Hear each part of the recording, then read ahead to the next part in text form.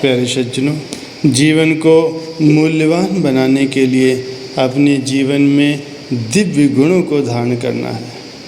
आसुरी लक्षणों को छोड़ना पड़ेगा, क्योंकि जीवन में जो आसुरी लक्षण हैं उन्हीं के कारण मनुष्य का जीवन दुखमय और कष्टमय बनता है। दिव्य गुणों को धारण किए बिना पर मनुष्य को न तो परमपिता परमात्मा से न तो सच्चा प्रेम हो पाता है और न ही अपने जीवन में आनंद लूट पाता है। अतः जीवन में सच्ची शांति प्राप्त करने के लिए तथा भविष्य में भी सदैव सुखी रहने के लिए अभी से दिव्य गुणों को अपने जीवन में धारण करना बहुत ज़रूरी है। पहला गुण है पवित्रता। दिव्य गुणों में सबसे मुख्य गुण है पवित्रता। पवित्र मनुष्य ही प्रभु के प्यार को प्राप्त कर सकता है।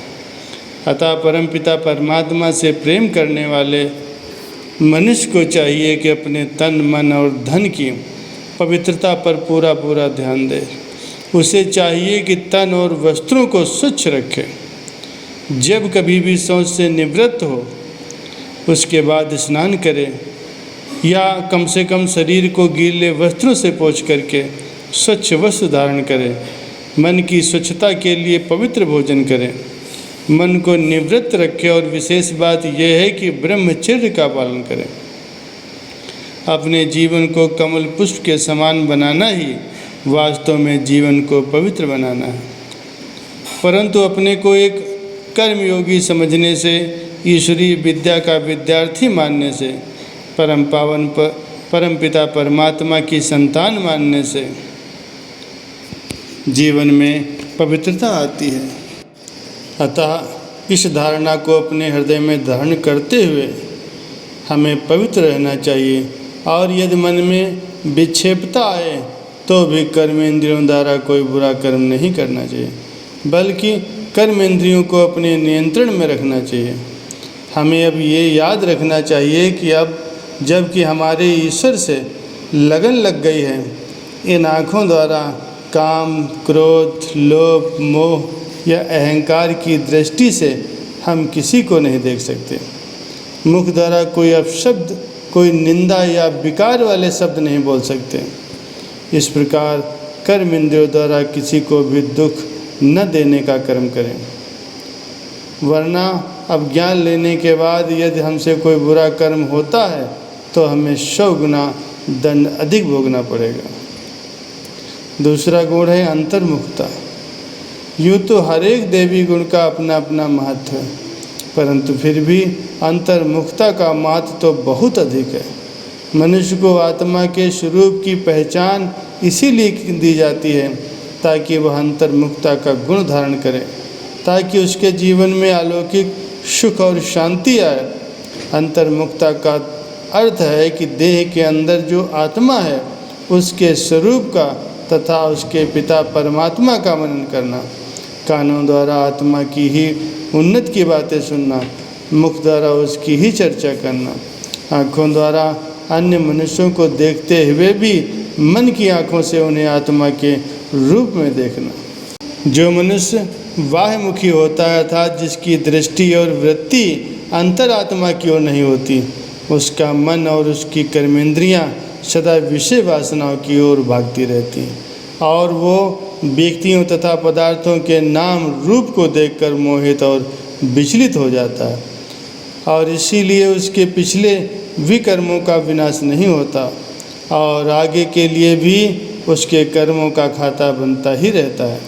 परंतु जो मनुष्यात्मा परमपिता परमात्मा के ज्ञान को प्राप्त करके मन को आत्मा के स्वरूप में और परमपिता परमात्मा की स्नेह युक्त स्मृति में टिकता है, उसकी बुद्धि और वृत्ति बाहर विषय पदार्थों में नहीं भटकती। इसीलिए उस मनुष्य पर माया का वार नहीं होता। यदि कोई मनुष्य उससे मान अपमान की या अपकार की वार्ता करता है या लोभ या क्रोध के लिए लालायित रहता है तो अंतर्मुखी मनुष्य उसे सुनते हुए भी नहीं सुनता, क्योंकि वो तो एक न्यारे और ऊंचे सुख में टिका रहता है। अंतर्मुखी मनुष्य की स्वरूप स्थिति के अभ्यास द्वारा देह से न्यारा होने की जो टेर पड़ जाती है, उसके फलस्वरूप वो दुष्ट की दुष्टता और अपकारी के अपकार को ग्रहण नहीं करता, अतः उसे अशांति और दुख नहीं छूते। वो चूँकि अंतर्मुखी मनुष्य ना तो सुनता है, ना ही ज़्यादा बोलता है और ना ही किसी के प्रति बुरा सोचता है, इसलिए उसका मन रूपी हंस भी सदैव शांति के सरोवर में शीतलता के मोती चुगता है। इसीलिए अब हमें भी चाहिए कि हम अपने जीवन में अंतर्मुखता के गुण को ग्रहण करें और अपने जीवन को मूल्यवान बनाएं। तीसरा गुण है सहनशीलता का। ज्ञान मार्ग पर चलते चलते अनेक प्रकार की जो विपरीत स्थितियां सामने आती हैं और लोगों से जो सदा निंदा या कटु आलोचना सुननी पड़ती है, उसे सहन करने में भी हमें अपना कल्याण मानना चाहिए, क्योंकि ये हमारी परीक्षा के लिए आती हैं, ताकि हम देख सकें कि हमारे मन में अभी क्रोध या आवेश के संस्कार तो नहीं हैं और परमपिता परमात्मा से हमारी लगन इतनी कच्ची तो नहीं है कि हम थोड़ी सी कठिनाई के घेरे में फंस करके अपने लक्ष्य से भटक जाते हैं। अतः हमें सब प्रकार की परिस्थितियों को परमात्मा के स्नेह में सहन करना चाहिए और ये सोचना चाहिए, जबकि लौकिक नातों में भी मनुष्य अपने मित्र संबंधियों के लिए अथवा किसी कार्य में सफलता प्राप्त करने के लिए बहुत बड़ी बड़ी कठिनाइयाँ सहन कर लेता है, तो क्या हम अपने परम प्रिय परमात्मा के स्नेह के लिए अथवा अपने जीवन को ऊंचा उठाने तथा भविष्य में अतुल धनराशि प्राप्त करने के लिए क्या थोड़ा बहुत सहन नहीं कर सकते? हमारे मार्ग में तन मन धन की जो परीक्षाएं अथवा विघ्न आते हैं, हमें ये सोचकर उन्हें खुशी खुशी सहन करना चाहिए कि ये तो हमारे अपने ही पूर्व जन्मों के कर्मों के प्रारब्ध के रूप में हमारे सामने आ रहे हैं। तो हम क्यों ना एक बार इसका सामना करके सदा के लिए इनसे छुटकारा पा लें। हमें दूसरे के अवगुणों और बुरे कर्मों को देखकर स्वयं उत्तेजित या क्रोधान्वित नहीं होना चाहिए, बल्कि सदा अपने इस लक्ष्य को सामने रखना चाहिए कि हमें तो अपना जीवन हीरे के समान मूल्यवान बनाना है। हमें तो गुण ग्राहक बनना है, अवगुणों को अपने जीवन से निकाल कर बाहर फेंक देना है।